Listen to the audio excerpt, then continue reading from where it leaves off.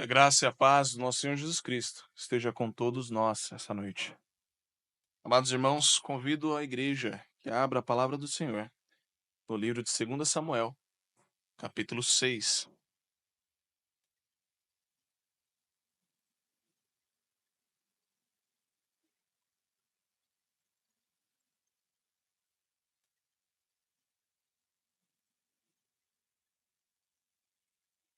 Segunda Samuel, capítulo 6, leremos do versículo 1 ao 11º.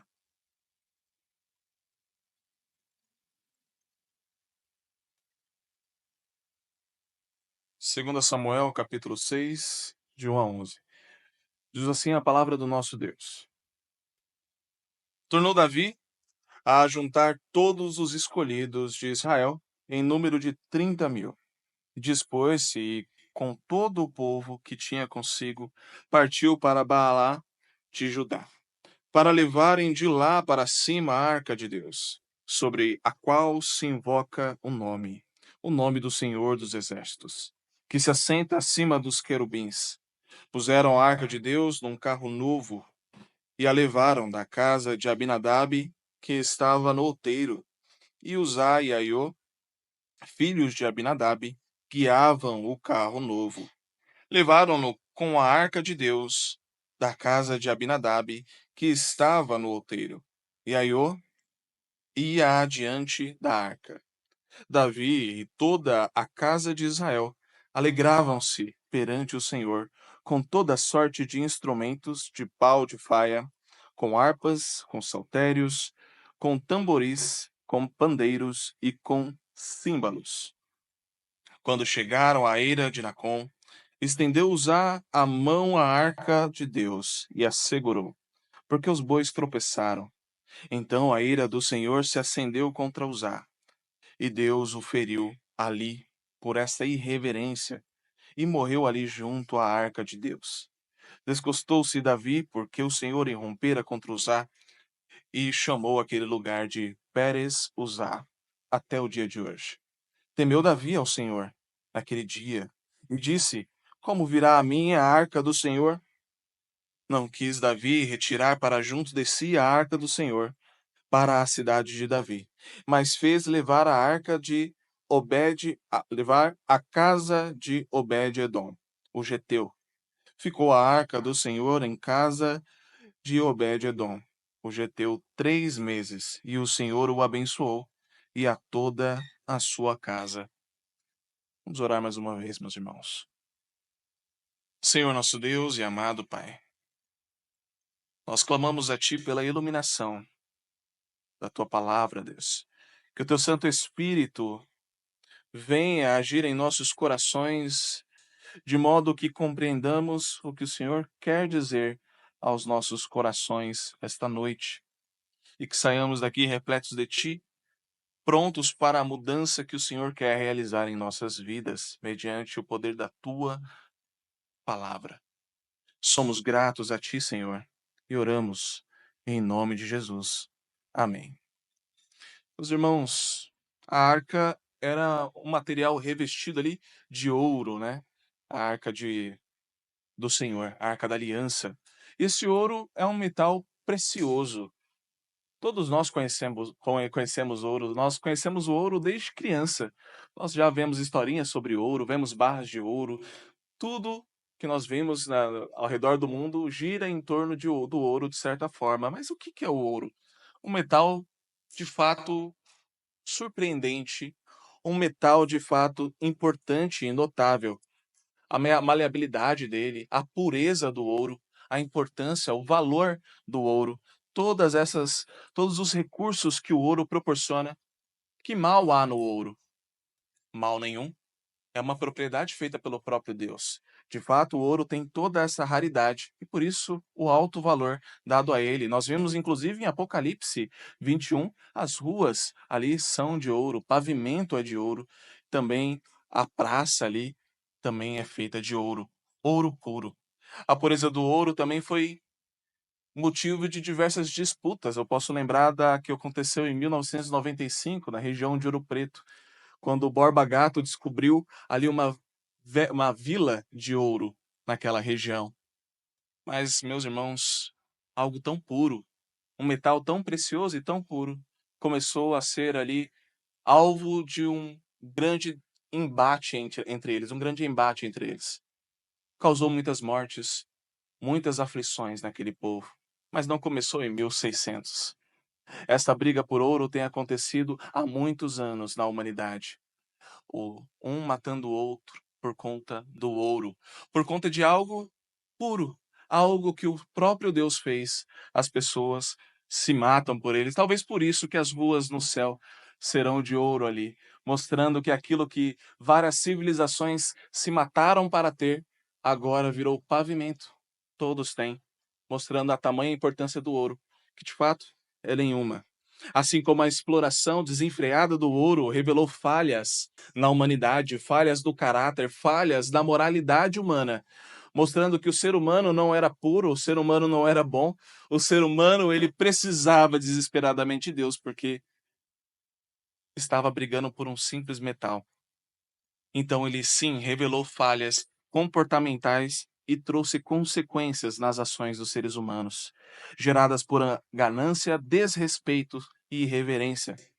A morte de Uzá também foi referente a uma irreverência, a uma falta de respeito e também algo puro, algo belo, que era a arca, foi usado de uma forma errada e isso trouxe graves consequências. Mas eu quero contextualizá-los nesta mensagem. Entender como que chegou a arca na casa de Abinadab. O que aconteceu? Por que a arca estava lá e o porquê que Davi estava recuperando a arca? Para entender um pouco isso, a gente tem que voltar lá em 1 Samuel, capítulo 4, que diz que a arca foi capturada pelos filisteus. Diz que, capítulo 4, versículos 10 e 11, diz assim: Então pelejaram os filisteus, Israel foi derrotado, cada um fugiu para sua tenda. Foi grande a derrota, pois foram mortos de Israel 30.000 homens de pé. Tomada a arca de Deus, mortos os 2 filhos de Eli, Ofni e Finéias.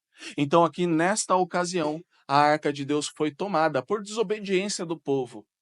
A arca de Deus foi tomada e gostaria de lembrar os irmãos, a arca de Deus era a presença de Deus com o povo. Quando a arca foi tomada, é como se a presença de Deus fosse tomada daquele povo, o bem precioso daquele povo. Mas em 1 Samuel, capítulo 6, diz que essa arca foi devolvida pelos filisteus. O que aconteceu foi que eles pegaram esta arca e levaram até o lugar onde eles guardavam ali os ídolos deles. Quando chegou ali, o grande ídolo Dagon foi destruído. Eles procuram na palavra de Deus a maneira como Deus quer ser cultuado.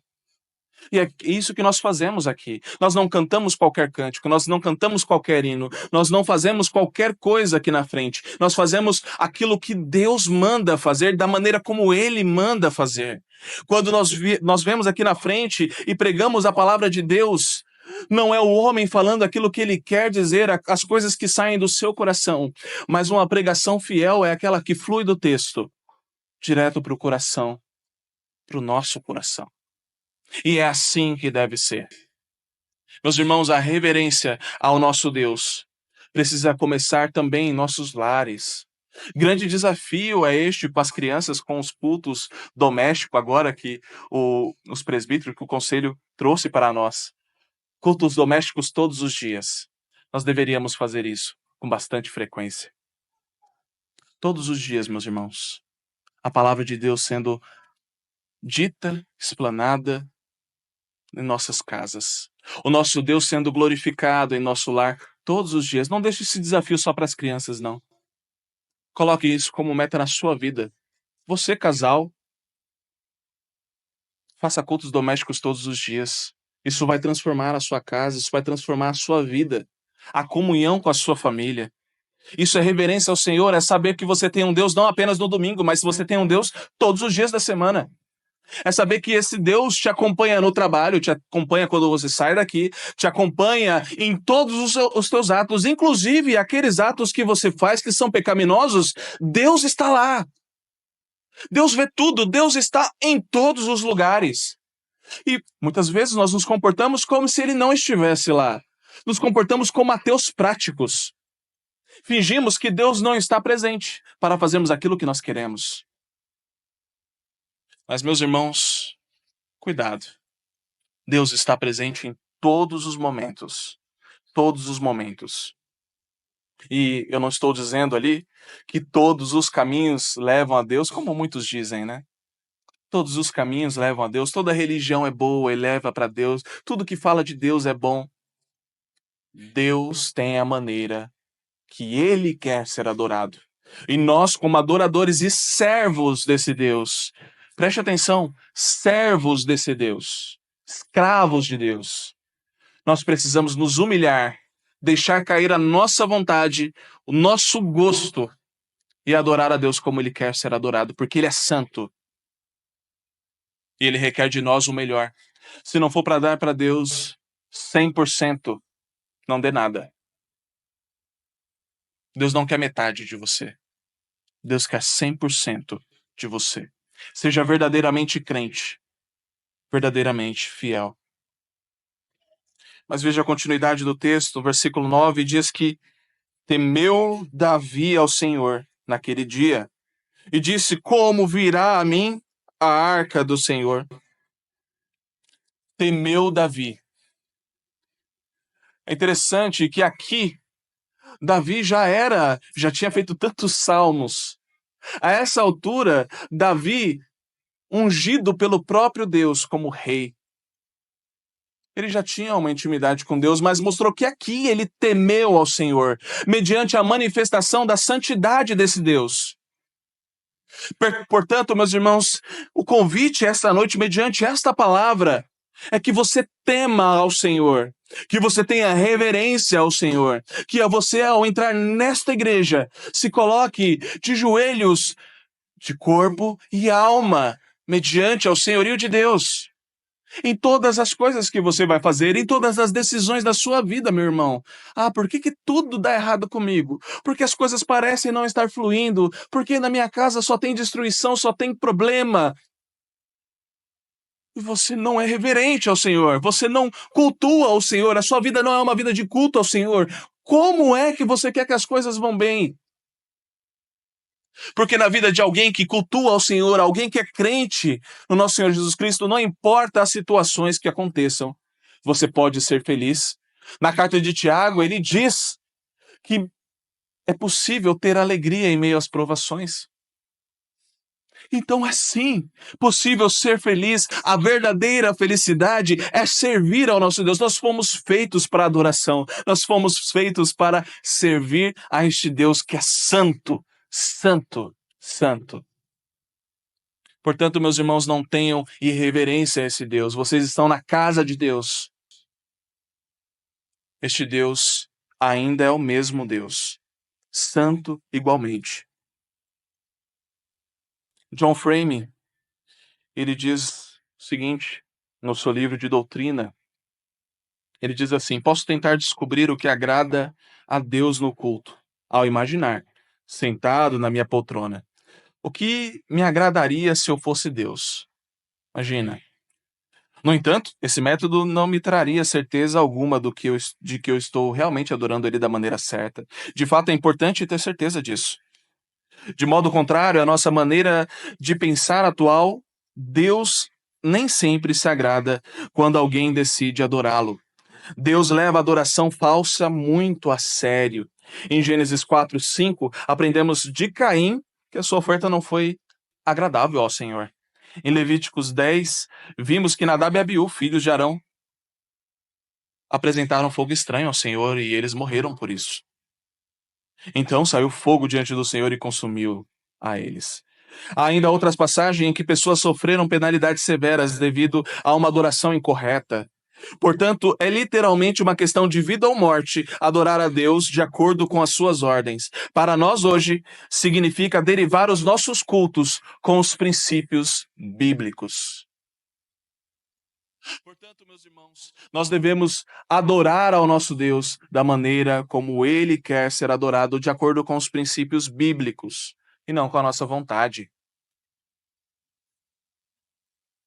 Eu vi recentemente uma placa em uma igreja, passando por uma igreja, dizendo assim: leve a arca para sua casa, missão Obed-Edom. E tem a ver com o que a gente vai ler aqui agora, versículo 10 adiante. Não quis Davi retirar para junto de si a arca do Senhor para a cidade de Davi, mas fez levar a arca de Obed-Edom, o Getom, à casa de Obed-Edom, o Geteu. Ficou a arca do Senhor em casa de Obed-Edom, o Geteu, 3 meses, e o Senhor o abençoou e a toda a sua casa. Veja, a presença de Deus não é motivo de medo, não é motivo de angústia. A presença de Deus é motivo de bênção, é motivo de grande alegria. O Verbo habitou entre nós, é motivo de gozo no coração, é motivo de alegria. É o Senhor, Jesus Cristo é o motivo de toda a alegria.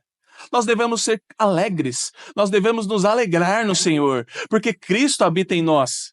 E no grande dia em que Cristo voltará, tem que ser um dia de alegria para a igreja, e não de medo, e não de tristeza, e não de ficar assustado com o que vai acontecer, mas de uma alegria tremenda. Deus está voltando, Jesus veio, Maranata, vem Senhor Jesus.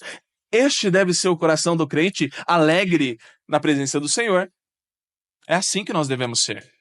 No entanto, para alguns, a presença do Senhor é de fato assustadora. Foi o que aconteceu ali com a irreverência de Uzá. Mas na casa aqui de Obed-Edom, trouxe bênção sobre a casa dele. Bênção sobre a casa de Obed-Edom. Porque a presença de Deus com os filhos de Deus só pode trazer bênção.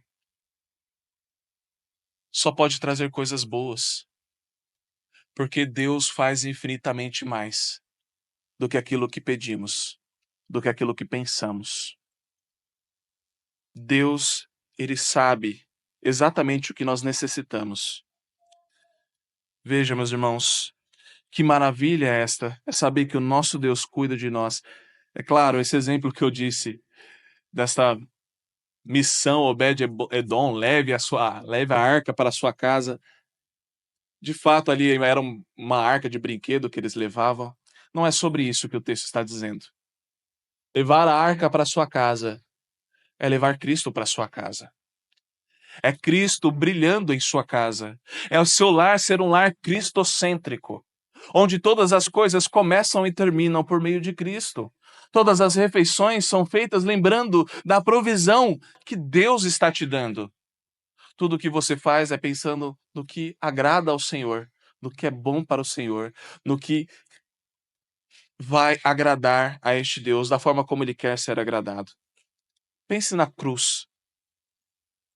O nosso pecado foi, de fato, hediondo, foi terrível perante Deus. Mas o Filho de Deus veio à Terra e Ele teve que vir aqui à Terra, morrer, ser esmagado, ser transpassado por nós.